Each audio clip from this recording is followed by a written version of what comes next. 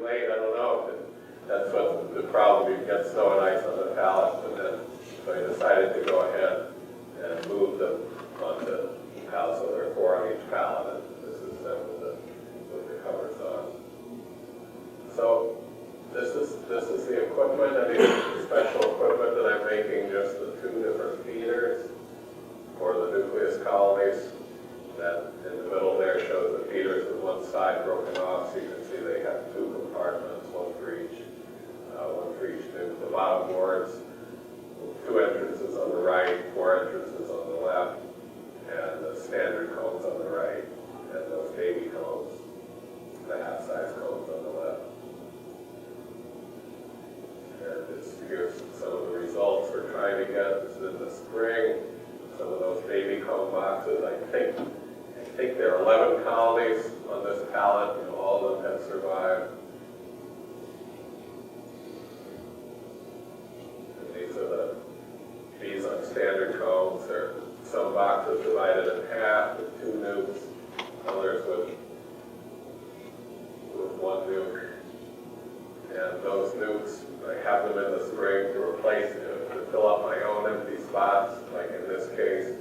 I'd like to put the 4 frame nukes on a new stand with frames of foundation during the dandelion flow, and save my drawn cones that I have left to put on top of them after that. So if we don't have a flow later, they still continue to build up in time for the honey flow. When I used to sell these 4 frame nukes at the beginning, my story was that, the first year they wouldn't really produce a whole crop of honey. And, you had to have an 8 frame nuke to get that. And I found out that really wasn't true. These 4 frame nukes in the spring, they come through the winter. The queens are tested. They're extremely vigorous and in good conditions. Now I consider them to be at the optimum timing for making a new crop of honey.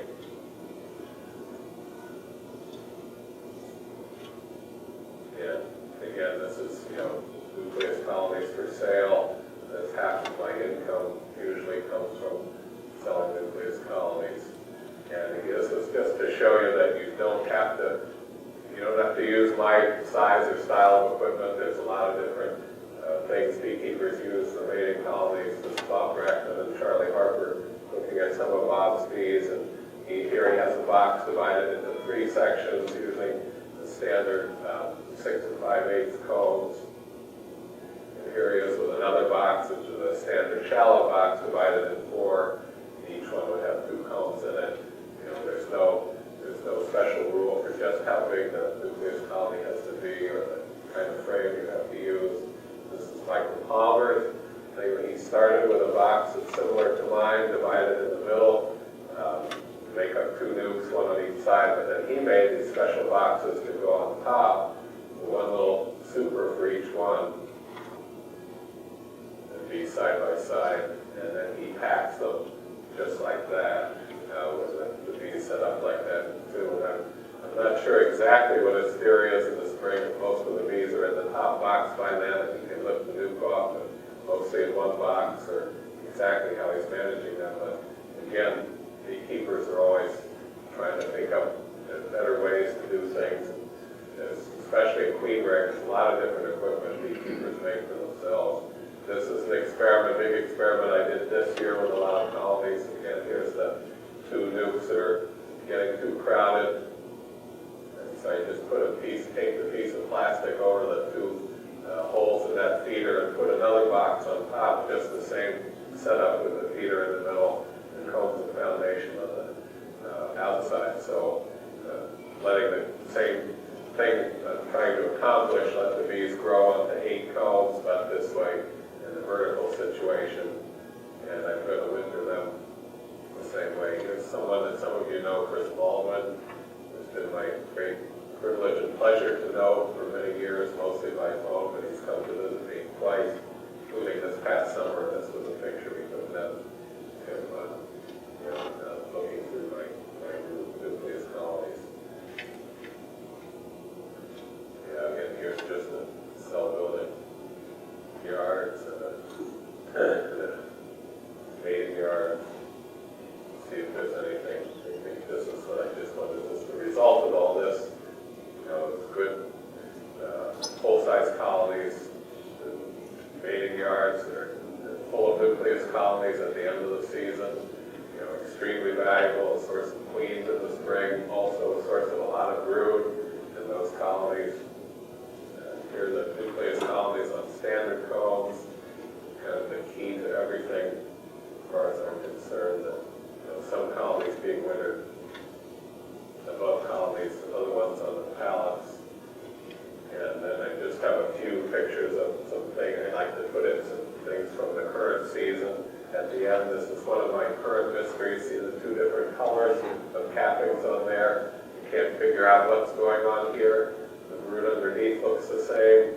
I've had some other combs with the color line coming diagonally across the comb with one color on the top, one color on the bottom. I never saw that before until 2 years ago. All of a sudden I see it popping up.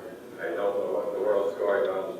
There's always some unsolved mysteries with bees. Here's some of the nucleus colony yards where I added that second story. Again, something I hadn't done before. It's great in the summertime. It makes things a lot easier, but I think I'm going to be kicking myself in the spring when I have to separate those colonies into their own box. But we'll see. We had a good summer this year. The bees and the nukes got really strong. And here, you know, the way I love to see the nucleus colonies at the end of the warm weather. It's starting to get cold at night. The bees are clustered inside, completely filling the box. They're also, in a good year like this, they're very heavy and don't require much feeding. Yeah, that's the last slide here. So, is there any burning questions we can do now? Or have you ever overwintered any shallow? No, I have. Oh, in the very beginning, I had some regular shallows that I tried. It was just a few. Most of them did come through the winter. I do remember, though, that I didn't feel like they built up as well in the spring as the other ones. And I was going out of those, using those frames for nukes anyway, so I didn't pursue it any further. But Bob overwinters the 6 5/8 nukes. He had doubles like that, and his shallow frames, nucleus colonies, he combines those together so there are at least 2 deep. How about the temperament of the Russian bees? The temperament? Well, they have a great temperament, as long as they're really are mostly Russian. You know, the problem people have had is when they're Russian hybrids, and where people are getting Russian breeder queens and mating them with Italians or other bees, and the F1, the next generation, is very variable, and they can be all over the map, and some of them are really mean. I think that's where they've got their reputation for, some of the pure Russian bees. That's one of their defining characteristics. They're very gentle, cardiolas. So you don't have to breed them? No, to the Russian bees. Yeah, I'll talk a little bit more about them in the last talk. They have a lot of really good characteristics, and that's one of them. Those feeders that you have in there, do you have anything in there for them to climb on to prevent drowning, or do you have a problem with that? Yeah, I know. I tried to. At first, I put little pieces of wood in there that would float, on the syrup. But the trouble is, the first thing the bees do is glue it to the bottom, of the feeder. And you could put other things in there, but I just let them. They'll build comb in there too. If it's a good flow. And that's kind of the ideal thing. They can walk on it and it doesn't take up much room. But I haven't had much trouble. I don't use them a lot, to tell you the truth. And even when I do, it seems like the healthy bees, even if there are bees in there, you pour the syrup, they float to the top and they can crawl up on the outside, and they walk down to the edge to where the syrup is and get the syrup to walk back. I associate the few that I find with a lot of dead bees, after the syrup as colonies that are not well, and have something wrong with them already, some other thing. Just what temperature do you think is critical during winter for the bees? I know you said it's 30 below the wind chill where you're at, probably we had most of our hives died within a year. What, I guess, what temperature you think would go critical or maybe get in some sort of shelter? Yeah, well, definitely shelter, and that this wind factor is probably much worse for you all than for me, where I try to have the locations in sheltered places where the sun can shine on them, but where they're protected by trees and bushes from the prevailing wind. But our temperatures, you know, that 30 or 40 below zero, that was the actual temperature, that wasn't the wind chill correction temperature. So, you know, I've had these nukes come through that very coldest weather like that, and I have occasionally found colonies that did freeze to death, you know, or starve to death without being able to move, you know, onto their honey, but not very many. And that seems like a thing that'd be important for you all to work on this, you know, finding wind protection. These people whose method in Saskatchewan that I copied, the Peterson family, they actually shovel snow over the pallets with the bees on them. They wait till there's enough snow and they'll come out and they actually shovel snow on all the pallets so they're completely covered and out of the wind. So. You were talking about the sunshine on, we had Clark roads and there across the time all around. And we were thinking moving to a garage this winter, is that drawback? It has access to the garage. Well, yeah, that's a different thing. Indoor wintering, and then there's two. There's real indoor wintering where they can't fly. You know, they have nowhere to fly to, and where it's dark all the time. And then there's where they're in a protected building, but where their entrance still goes to the outside.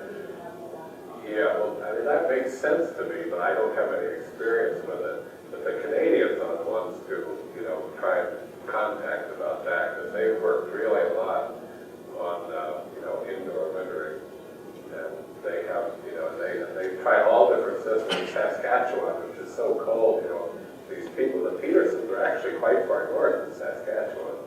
And then there's people in southern Saskatchewan who winter bees indoors, you know, completely indoors too. So those are the people I would contact.